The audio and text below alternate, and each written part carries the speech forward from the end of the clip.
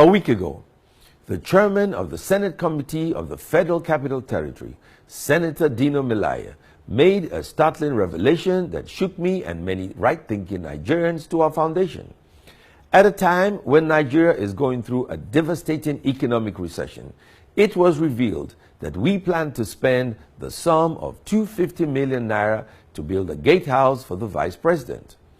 Whenever I think of the budgetary provision of 250 million naira to build a gatehouse, I am moved by the inequalities of Nigeria.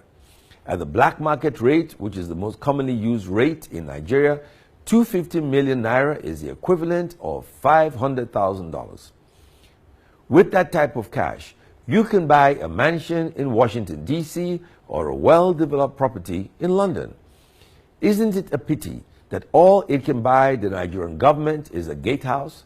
Now we want to borrow $30 billion from other nations and foreign financial institutions. But why should any nation or foreign financial institution lend us money when we have not shown any prudence in managing the little that we have? I can assure you that I did my research, and not one of the 10 richest nations in the world is spending the equivalent of 250 million naira for something as unimportant to the well-being of a nation as a gatehouse.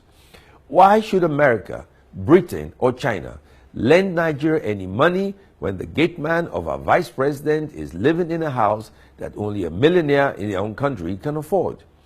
Should they lend us $30 billion so we can build more luxurious and befitting gatehouses for other public officials?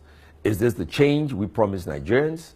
With a minimum wage of 18,000 naira, the 250 million to be spent on the gatehouse can pay the salaries of 13,888 Nigerians. How many staff are being owed salaries by the federal government? How many staff are being owed salaries by state governments? How many pensioners are dying while waiting to collect pensions that never come?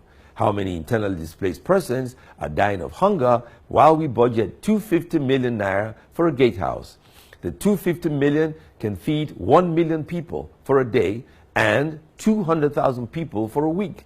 We really must make better use of our scarce resources at this time. We cannot expect others to lend us from their own hard-earned resources when we have demonstrated a propensity to squander the little that we have. My name is Ben Murray Bruce, and I just want to make common sense.